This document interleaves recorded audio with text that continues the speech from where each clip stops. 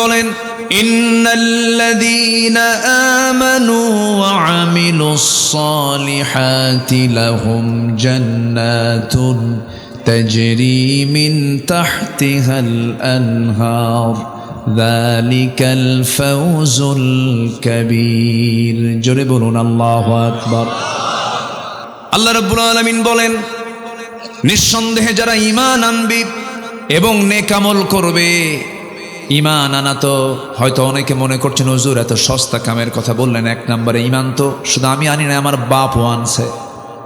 হয়তো এরকম অনেকে ভাবতেছে আমার বাপও ঈমানদার, আমিও ঈমানদার। কিন্তু এমন চিন্তা সম্পূর্ণ ভুল চিন্তা।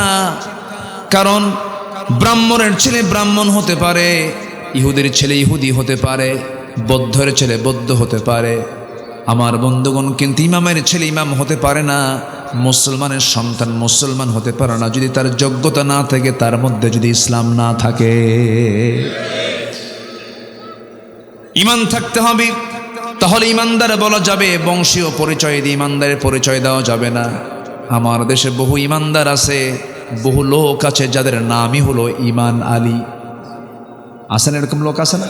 নাম কি? ঈমান আলী। নামাজ পড়ে না। নাম হলো ফজর আলী। বাপ শখ করে তার নাম ফজর রাখছে, যেন ফজর নামাজ পড়ে, ঘুম থেকে ওঠে সকাল 10টায়। নাম হলো ফজর আলী। নাম হলো রমজান আলী, রমজান মাসে দুপুরবেলা ভাত খায়। এই সমস্ত নাম দিয়ে তো কোনো কাম হবে না। আল্লাহ পাক দেখতে চান নাম, বংশ না গুণ। আল্লাহ সুন্দর করে সূরা হুজুরাতের শেষ দিকে বলছেন, ইন্না খালাকনাকুম মিন যাকারিন ওয়া উনসা ওয়া জাআলনাকুম শুউবান ওয়া ক্বাবাইলা লিতাআরাফু ইন্না আকরামাকুম ইনদাল্লাহি আতকাকুম। জোরে বলুন আল্লাহু আকবার। হে মানব মণ্ডলী, আমি তোমাদেরকে সৃষ্টি করেছি এক নর এবং নারী থেকে, বিভিন্ন ভাষা দিয়েছি, গোত্র দিয়েছি, যেন তোমরা একে অপরকে চিনতে পারো। তোমাদের মধ্যে সেই সমস্ত বান্দাগুলো আমার কাছে সবচাইতে বেশি সম্মানিত, প্রিয়, যে সমস্ত বান্দাগুলো আল্লাহকে একমাত্র সবচাইতে বেশি ভয় করতে পারে। জোরে বলি সুবহানাল্লাহ। মানে মুত্তাকি হতে পারে। কি হতে পারে বলেন? মুত্তাকি হতে পারে। আমার বন্ধুগণ, তাহলে এক নম্বর সফলতার উপায় হলো ঈমান আনতে হবে, নেক আমল করতে হবে। ঈমান আছে, নেক আমল নেই, কোনো মূল্য নেই। আবার নেক আমল আছে কিন্তু ঈমান নেই। পৃথিবীতে মুসলমান ছাড়া অনেক অমুসলিম জাতি আছে যারা অনেক নেক আমল করে। আমেরিকার একজন ধনকুবের, বিশাল ধনাঢ্য বিল গেটস, সে তার সমস্ত সম্পত্তির বিশাল একটি অংশ রেড ক্রসকে দান করেছেন, সামাজিক কাজে ব্যয় করেছেন। এত বড় দানবীর, এত বড় দান করার পরও তার কোনো পুরস্কার আমার আল্লাহর কাছে নাই। কারণ তার মধ্যে আসল জিনিসটা কি নাই বলুন? কি নাই? ঈমানটা নাই। নেক আমল হলে শুধু চলবে না, ঈমানও লাগবে, নেক আমলও লাগবে। যেখানে ঈমানের কথা বলা হয়েছে সেখানে নেক আমলের কথা বারবার আল্লাহ রাব্বুল আলামিন বলেছেন।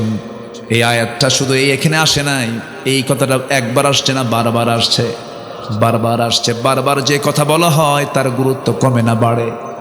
কমে না বাড়ে? বেড়ে যায়। ঈমান তো আমরা আনলাম, ঠিক আছে। আবার আল্লাহ অনেক জায়গায় প্রশ্ন করছেন, আহাসিবান নাস আন ইউতরাকু আন ইয়াকুলু আমান্না ওয়া হুম লা ইফতানুন। মানুষের কি ধারণা, ঈমান এনেছি, এতটুকুন শব্দ বললাম আর আমি তাকে ছেড়ে দেব? না না, অবশ্যই তাকে পরীক্ষা করা হবে। এই আয়াত প্রমাণ করে দেয় ঈমান আছে যার, পরীক্ষা আছে তার। আসতে কন কেন? আল্লামা সাইদি জেলখানায় কষ্টে আছেন, আর মুনাফিকের বাচ্চারা বলে দোষ না থাকলে কি শাস্তি হয়? এরকম করে বলতো না? বলতো না? বলতো।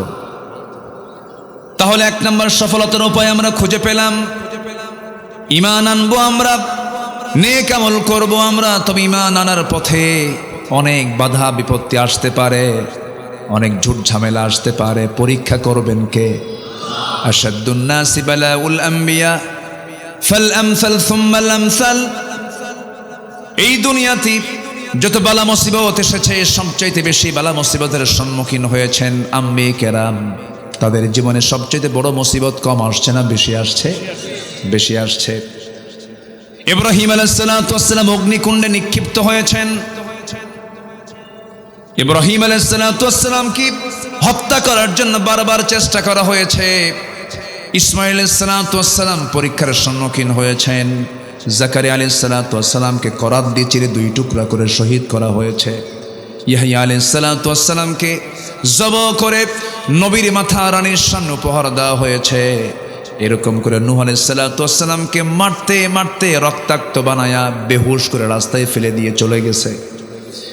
এরপরে লূত আলাইহিস সালাতু ওয়াস সালাম বিপদের সম্মুখীন হয়েছেন। মূসা আলাইহিস সালাতু ওয়াস সালাম ঘরবাড়ি ছাড়া হয়েছেন, হিজরত করতে বাধ্য হয়েছেন।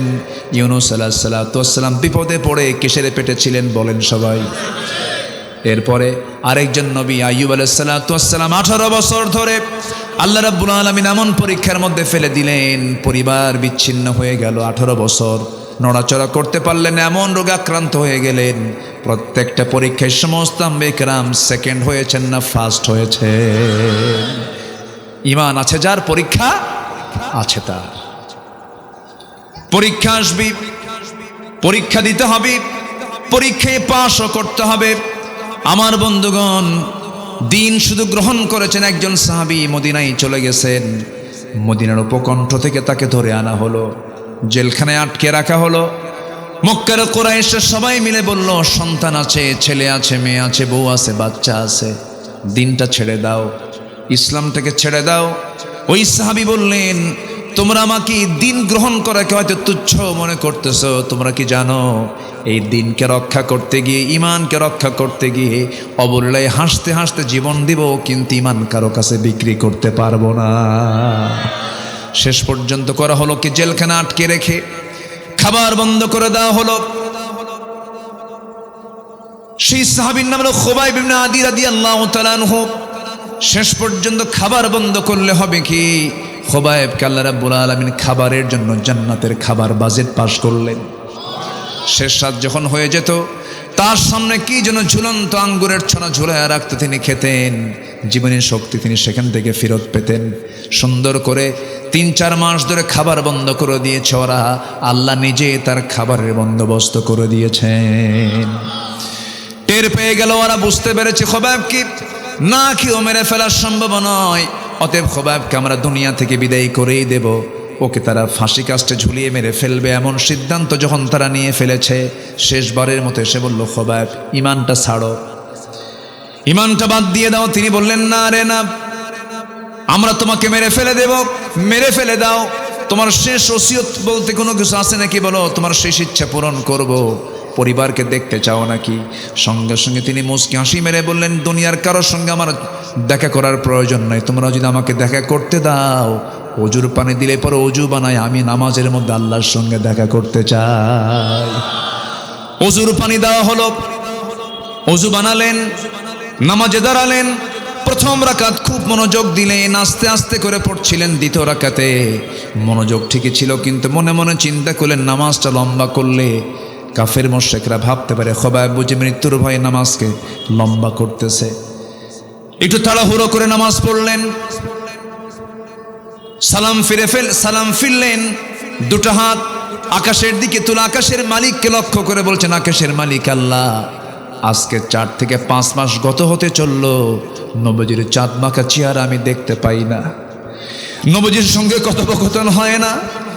আমি যদি দুনিয়া থেকে বিদায় হয়ে যাই, আমার বিদায়ের খবরটা আল্লাহ আমার নবীর দরবারে তুমি আল্লাহ পৌঁছায়া দিও, আমার বিদায়ী সালামটা দিয়ে দিও। এই কথা বলেই করলেন কি, দেরি করলেন না, ফাঁসির মঞ্চের দিকে দৌড়া যাচ্ছেন, শুলে কাষ্টের দিকে দৌড়া যাচ্ছেন। কাফির মুশরিকরা বলতেছে, খুবাইব তুমি কি পাগল হয়ে গেছো নাকি, মানুষকে মরার জন্য দৌড়ায় নাকি? খুবাইব বলছে, আমি তো মরার জন্য দৌড়াই নাই, আল্লাহ রাব্বুল আলামিন আমাকে 8টা জান্নাতের সবগুলো দরজা খুলে খুলে দেখায় দিতেছে। সাইয়েদনা খুবাইব করলেন কি, সামনের দিকে এগুতে লাগলেন।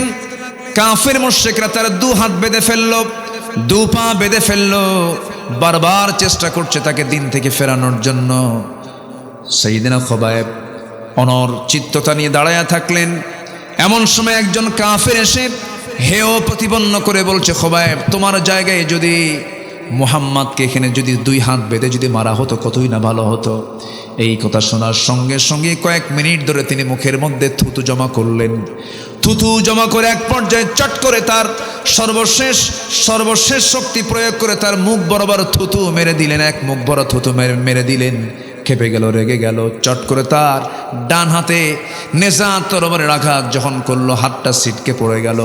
খোবায়েব মুস্কি মুস্কি হাসি মারলেন, আর একটা হাত কেটে ফেললো, চিৎকার করে হাসতেছেন। সবাই বলল, খোবায়েব রে মানুষ, সবাই বলে ফেলতেছে, খোবায়েব রে মানুষ আঘাত প্রাপ্ত হলে কান্দে, তুই হাসিস কেন, তোর কারণটা কি হাসার বল। খোবায়েব বলছে, তোমার আমার একটা করে অঙ্গহানি করো, আল্লাহ পাক জান্নাতের একটা করে হুর আমাকে দেখায় দেন। দুই হাত কেটে ফেললো, দুই পা কেটে ফেলে দিল, মস্তকটা পৃথক করে ফেললো। খোবায়েব দুনিয়া থেকে বিদায় নিয়ে নিলেন। নবী আলাইহিস সালাতু ওয়াস সালাম আমার নবীজি সামনে সাহাবায়ে কেরামকে সামনে করে কথা বলছিলেন। মসজিদে নববীর ভিতরে তিনি বসে বসে কথা বলছেন। এমন সময় হঠাৎ করে তিনি দাঁড়ায় গেলেন, হাত উঁচু করে বললেন, সালামুন আলাইকা ইয়া খোবায়েব, সালামুন আলাইকা ইয়া খোবায়েব, হে খোবায়েব তোমাকে সালাম সালাম। সাইয়েদনা ওমর ফারুক বলছেন, ইয়া রাসূলুল্লাহ, আজকে 4-5 মাস গত হতে চলে আমরা খোবায়েবকে দেখি না, আপনি সালাম দিচ্ছেন কেন? নবীজি কাদা কাদা কণ্ঠে বলছেন, ও আমার সাহাবীরা রে, আমার খোবায়েব আর দুনিয়াতে নাই, জান্নাতের পাখি হয়ে জান্নাতের মধ্যে উড়ে বেড়াতেছে। জোরে বলি সুবহানাল্লাহ। খোবায়েব জান্নাতের পাখি হয়ে জান্নাতের মধ্যে উড়ে বেড়াচ্ছে। আমার বন্ধুগণ, এই যে খোবায়েব জীবনটা দিয়ে দিয়েছেন, ইমানকে বিক্রি করেন নাই। ইমানটা আনা সহজ, কিন্তু ইমান টিকে রাখা কঠিন। এই জন্য আল্লাহ রাব্বুল আলামিন সুন্দর করে আরেক জায়গায় বলছেন, ইন্নাল্লাযীনা ক্বালু রাব্বুনাল্লাহু সুম্মা ইসতাকামু তাতানাজ্জালু আলাইহিমুল মালাইকা আল্লা তাখাফু ওয়া লা তাহজানু ওয়া আবশিরু বিল জান্নাতিল্লাতী কুনতুম তুআদুন। জোরে বলুন আল্লাহু আকবার। নিঃসন্দেহে যারা বলবে আমার রব আল্লাহ, আমার আইনদাতা আল্লাহ, আমার বিধানদাতা আল্লাহ, এবং সুম্মা ইসতাকামু তার উপরে অটল থাকবে, অবিচল থাকবে, আল্লাহ রাব্বুল আলামিন ঈমানদারকে ওয়াদা করেছেন, তোমার জন্য আমি স্থায়ী জান্নাতের ওয়াদা করলাম। জোরে বলি সুবহানাল্লাহ। ঈমান আনবে এবং টিকে থাকার চেষ্টা করব। জোরে বলি ইনশাআল্লাহ। আরো জোরে বলি ইনশাআল্লাহ। আমার বন্ধুগণ, নেক আমল করতে হবে, ঈমানকে পাকাপোক্ত করতে হবে। আমার মা একটু খেয়াল রাখবেন, আল্লাহ পাক আপনাদের জন্য দৃষ্টান্ত দিয়েছেন 4 জন নারীর। একজন মারিয়াম বিনতে ইমরান আলাইহিস সালাতু ওয়াস সালাম, আরেকজন ফেরাউনের বউ। কে বলেন? ফেরাউন পত্নী আসিয়া নামটা আসে নাই, ইমরাতা ফিরাউন এসেছে, ইমরাতা ফেরাউন এসেছে।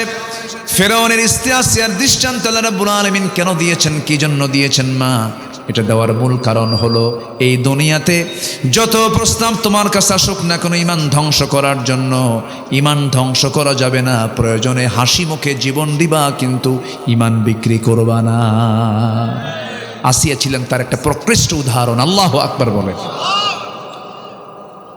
এই মহিলার নাম শুনলে আমার কাছে মনে হয় এমন কোনো পরীক্ষা নাই যে পরীক্ষা আসিয়া দেন নাই। আল্লাহু আকবার বলেন। ঈমানকে রক্ষা করতে গিয়ে স্বামীকে হারাতে হয়েছে, পরিবারটা তছনছ হয়ে গেছে, সামাজিক মর্যাদা ছিল তার অনেক। বলুন তো, প্রেসিডেন্ট বড় না প্রেসিডেন্টের বউ বড়?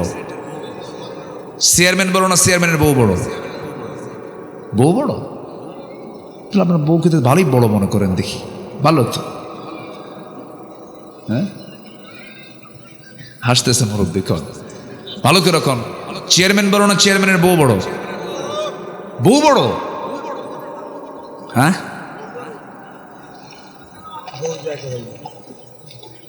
একদিকে ঠিকই আছে অবশ্য, একদিকে ব্যাঠিক না। কোন লোকটা বইয়ের কথা শোনে না বলেন তো? সবাই শোনে।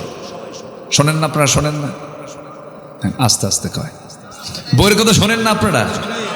তা আস্তে আস্তে কোন কেন? এই শোনেন না,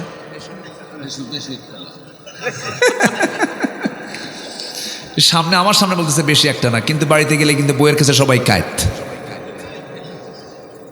শুনতে হয়, বউকে ভয়ও করতে হয়। এই ভয় মানে সেই ভয় না, এটা হচ্ছে সম্মান। এটা কি বলেন তো? সম্মান। তার কাছে আমার সম্মান জড়িত, আমার কাছে তার সম্মান জড়িত। হুন্না লিবাসুল লাকুম ওয়া আনতুম লিবাসুল লাহুন্না। আল্লাহ তাআলা এই সম্পর্কে এমন সম্পর্ক করে দিয়েছেন, মাওয়াদ্দাতাও ওয়া রাহমা, ভালোবাসাও রেখেছেন, রহমতও রেখেছেন। আল্লাহু আকবার বলেন। একমাত্র বিবাহিত সম্পর্কের ভিতরে রহমত থাকে, আর বাকি যত সম্পর্ক যে আছে না, কলেজের বারান্দায় বারান্দায়, গাছের গোড়ায় গোড়ায়, জোড়ায় জোড়ায়, সিপাই সিপাই, জোড়া জোড়া আছে না, এরকম আছে না? ওখানে কি ভালোবাসা নাই? আছে, কিন্তু এই ভালোবাসায় কোনো রহমত আসতে পারে? রহমত ওটা নোংরামি, ওখানে অসুখ, অশান্তি, বিশৃঙ্খল, খুন, জেনা এগুলো জড়িত। এগুলোতে যাওয়া যাবে না। আমরা অবৈধ চাই না, বৈধ চাই। বলেন, অবৈধ চাই না, বৈধতা চাই। কিন্তু আমার দেশে এই নোংরামির সুযোগ আছে না নাই? গাছের গোড়ায় গোড়ায় বসে আছে, কেউ কি গিয়ে বলে এগুলো করো কেন? আজ থেকে বলে? কেউ বলে? কেন বলে না? প্রচলিত আইনে এটা কোনো দোষণীয় নয়। যদি দেশের আইনে যদি দোষণীয় হতো, কোন পুরুষ কোন পরনারীর সাথে বসার কোনো সুযোগ পেত না। অথচ আল্লাহ তাআলা বলেন, ওয়ালা তাকরাবুজ জিনা ইন্নাহু কানা ফাহিশাতাও ওয়া সাআ সাবিলা। তোমরা জিনার নিকটেই যেও না, জিনার নিকটেই যেও না, ধার কাছেই যেও না। ধার কাছে মানে কি? Messenger, imo, Line, Viber, WhatsApp, Instagram, Telegram, group message, chatting, এগুলো আছে না নাই বলেন তো? এগুলো করা যাবে না। মিটিং করা যাবে না, ডেটিং করা যাবে না। এগুলো হচ্ছে সব ওয়ালা তাকরাবুজ জিনা, জিনার নিকটবর্তী কাজ। এই কাজকে প্রমোট করার জন্য এই দেশের নাটক সিনেমা আছে না নাই? বলেন, নাটক সিনেমায় কি প্রেম, নোংরামির অনুমোদন আছে না নাই বলেন তো? আচ্ছা, এগুলো করছে আজকে, হরদম করছে। আল্লাহ তুমি এই নোংরামি থেকে জাতিকে হেফাজত করো, জোরে বলি আমিন। আসিয়া আলাইহিস সালাতু ওয়াস সালামের কথা বলছিলাম, কি ঈমান তার ছিল। তিনি ঈমান আনছেন, ফেরাউন জানতো না। ফেরাউন জানা মাত্রই বলে ফেললো, আসিয়া কি যেন শুনলাম তুমি নাকি ঈমান এনেছো। জবাবে আসিয়া আলাইহিস সালাতু ওয়াস সালাম বলছেন, আপনি সন্দেহ করে বলছেন কেন, অনুমান করে বলছেন কেন? সূর্য ওঠা যেমন সত্য, আমার দিন গ্রহণ তেমনই সত্য। ফেরাউন বলল, আসিয়া এটা তুমি কাজ করলা, আমার সম্মান থাকলো কোথায়? তুমি হচ্ছে, তোমার সম্মান হচ্ছে আমার পরে ফার্স্ট লেডি অফ ইজিপ্ট। তুমি ইজিপ্টের, তুমি হলে ফার্স্ট লেডি, আর তুমি আজকে আমার সাথে এরকম প্রতারণা করলা। তোমাকে দিন ছাড়তেই হবে, ঈমান ছাড়তেই হবে। আসিয়া বলছেন, আমার স্বামী, ঈমান আনা তো পার্থিব কোনো বিষয় নয়, ঈমান আনা হচ্ছে পরকালীন বিষয়। আমি পরকালের জাহান্নামকে ভয় করে আমি ঈমান এনেছি। জোরে বলে সুবহানাল্লাহ। উনি পরিবার দেখলেন না, সংসার দেখলেন না, সম্মান দেখলেন না, মর্যাদা দেখলেন না, দেখলেন ঈমান। দেখলেন কি? ঈমান। ফেরাউন শেষ পর্যন্ত বলে ফেলল, আসিয়া তোমার কিন্তু মরণ হয়ে যেতে পারে, তোমার বিরুদ্ধে আমি চূড়ান্ত আইন পাশ করতে পারি, তোমাকে হত্যা করে ফেলবো। আসিয়া বলছেন, আমার স্বামী, আমি জানি আপনি আমাকে এমন কথা বলতে পারেন, আমি আপনাকে চূড়ান্ত তার জবাবও দিয়ে দিলাম। আপনি আমার প্রতি যত অত্যাচারের মাত্রা বাড়ায় দিবেন, আমার ঈমানটা তত পাকা হয়ে যাবে। হামানের সঙ্গে পরামর্শ করলো ফেরাউন।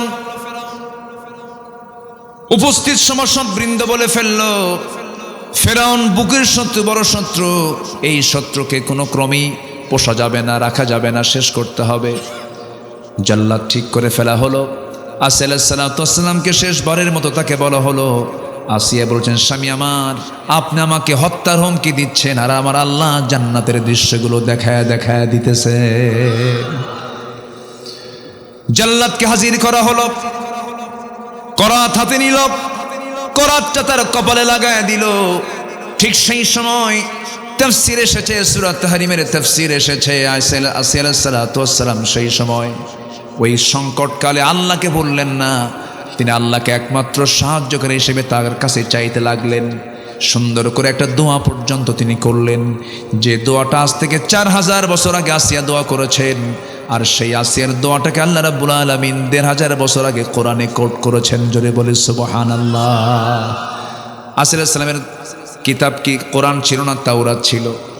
তাওরাত ছিল। অথচ তাওরাতের অনুসারী একজন মহিলার দোয়াকে আল্লাহ রাব্বুল আলামিন কোরআনে কারীমের মধ্যে কোট করে দিলেন। আল্লাহ রাব্বুল আলামিন তার দোয়াটা হুবহু কপি করে দিয়েছেন। রব্বি বিনিলি ইনদাকা বাইতান ফিল জান্নাতি ওয়া নাজ্জিনি মিন ফিরআউনা ওয়া আমালিহি। আল্লাহ তুমি আমাকে একটা বানায়া দিবা ঘর। বাইতান বুয়ুতুনের এক বচন হলো বাইতুন, বুয়ুতুন বহু বচন।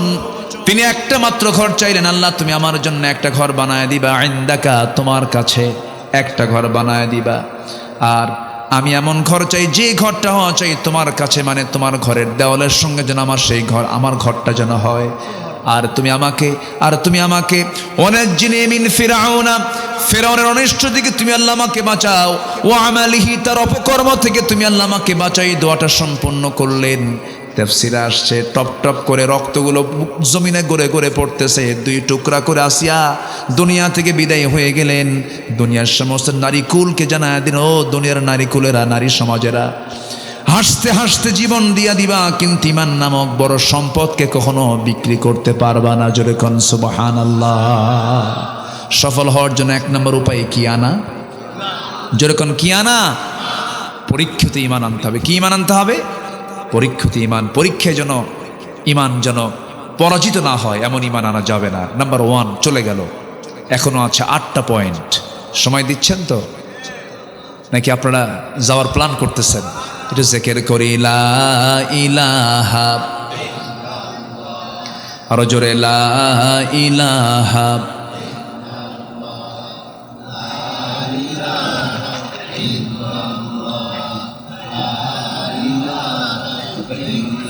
আরো জোরে লা ইলাহা, আরো জোরে লা ইলাহা, সুবহানাল্লাহ আলহামদুলিল্লাহ লা ইলাহা, আরো জোরে লা ইলাহা,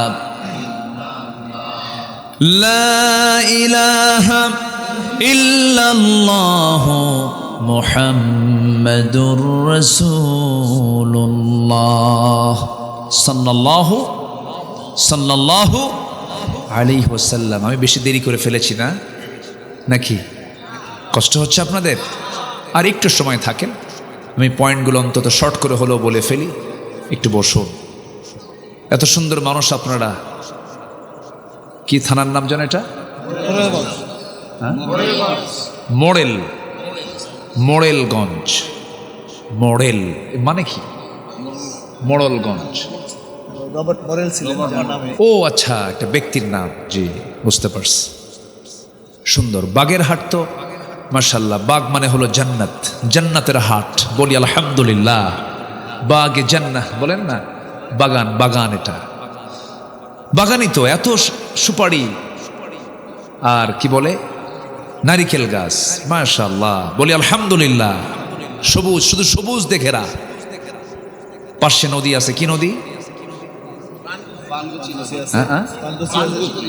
পানগুচি নদী। হ্যাঁ, কচা নদী চিনি, কচা নদী চিনি। ভলেশ্বর আছে। শুধু নদী আর নদী তো এলাকায়। বলি আলহামদুলিল্লাহ। আমি যখন এইখানে এসে গাড়িতে নামলাম, বাতাসটাই অন্যরকম। এত স্বচ্ছ নির্মল বাতাস, এত সুন্দর দেশ আমার। বলি আলহামদুলিল্লাহ। জোরে বলি আলহামদুলিল্লাহ। আমি বছর 2 আগে কাতারে গিয়েছিলাম। তো কাতারে গিয়ে দেখি কোথাও কোনো গাছ নাই, সবুজ নাই, সবুজ নাই, সবুজ দেখাই যায় না। আর আমার দেশে কি আছে? সবুজ। এই সবুজায়নের জন্য কোটি কোটি ডলার বরাদ্দ করে সেই দেশগুলো। তো কাতারে কোথাও পানি নাই, কি বলে কোথাও সবুজ নাই। তো দেখি একটা এলাকা পুরোটা গ্রিন জোন বানায় ফেলছে, পুরোটাই সবুজ, গাছগাছালি অনেক। আমি লক্ষ্য করি নাই, নিচের দিকে তাকাই, বললাম যে এত গাছ এখানে কেমনে হলো? তো বলছে হুজুর নিচের দিকে তাকায় দেখেন স্যালাইন লাগানো। কি লাগানো আছে? স্যালাইন মানে হচ্ছে ট্যাপ লাগানো, যে কলগুলো লাগানো, ওখানে সকাল বিকাল পর্যাপ্ত পানির ব্যবস্থা সেখানে আছে।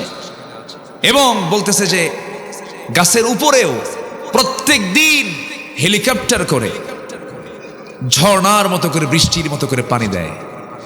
এরপরও গাছ চিত হয়ে পড়ে, বাঁচে না, বাঁচানো খুব কঠিন হয়ে যায়। আর আমার দেশে এমন মাটি, এটা ছোট্ট বাচ্চা আগের দিন পেয়ারা খাইছে অথবা কাঁচামরিচ খাইছে, পেয়ারার কাঁচামরিচ খাইয়া যদি পরের দিন পায়খানায় যায়, 3 মাস পরে ওটার খোঁজ নেবেন, দেখবেন নয় মরিচ গাছ হয়েছে। আমি কি ভুল বলতেছি ভাই বলেন তো? কি মাটি এটা, সোনার চেয়েও খাঁটি। শুধু সৎ নেতৃত্বের সংকট। আপনি কি জানেন আমার দেশের মাটিটা কত উর্বর? কি নাই আমার দেশে? এমন কোন খনি নাই যে খনি আমার দেশে নাই।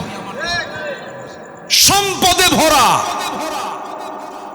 নদী আছে, খাল আছে, বিল আছে, সাগর আছে, পাহাড় আছে, সমতল আছে, বিল আছে, ঝিল সবই আছে।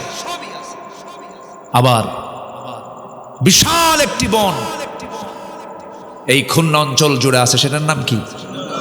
সুন্দরবন আছে। কি নাই ভাই? জঙ্গলও আছে, সবকিছুই ছিল, শুধু সুন্দর মানুষের অভাব।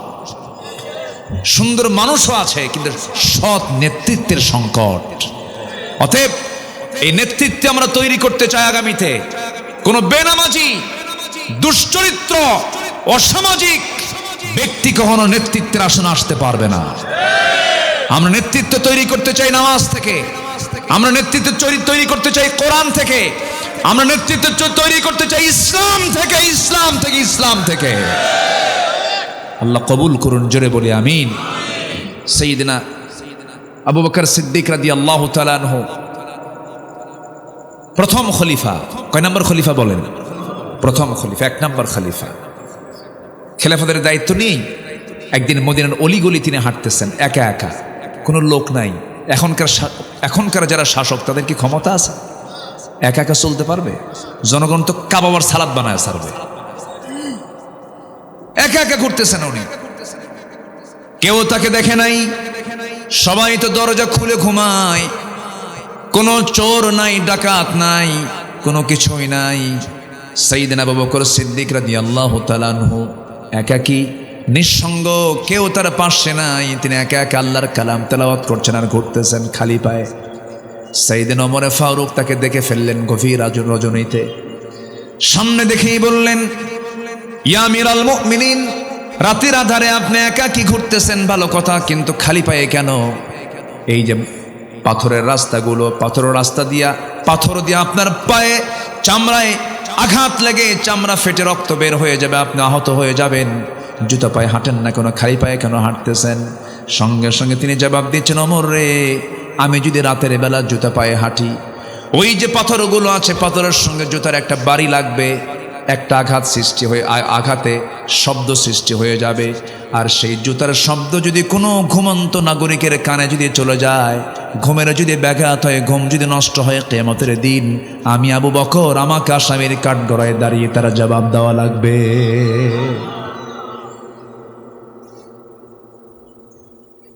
খেলাফতের দায়িত্ব তিনি গ্রহণ করেছেন। তার আগ থেকেই তিনি এক মহিলার ঘরে সেবা করতে যেতেন। বৃদ্ধা নারী, স্বামী নাই, ছেলে নাই, মেয়ে নাই, কেউ নাই, তার পাশেই তার বাড়ি। প্রতিবেশীর তো হক আছে। ওই মহিলার ঘরে গিয়ে তিনি রান্না বান্না করে দিতেন, কাপড় চোপড় ধুয়ে দিতেন, খাবার জোগাড় করে দিতেন। প্রত্যেকটা রাত্রি তিনি যেতেন। খেলাফতের দায়িত্ব গ্রহণ করার পরও তিনি নিয়মিত যেতেন। সাইয়েদনা আবু বকর সিদ্দিক রাদিয়াল্লাহু আনহু প্রত্যেক রাতে এই কাজটা করতেন। ওমর ফারুক চিন্তা করলেন, দেখিতে এই খেদমতটা আমি করা যায় কিনা। উনি দরজার কাছে চলে গেলেন, দরজায় নক করলেন, নক করে বললেন, বুড়িমা, আপনার খেদমতের জন্য আমি এসেছি, দরজা খুলে দিন, আপনার খেদমত করে যাব। সঙ্গে সঙ্গে জবাব আসলো ভিতর থেকে, খেদমতের কোনো প্রয়োজন নাই, কারণ কিছুক্ষণ আগে একজন খেদমত আমার করে চলে গেছে। ওমরে ফারুক মনে মনে চিন্তা করেন, এই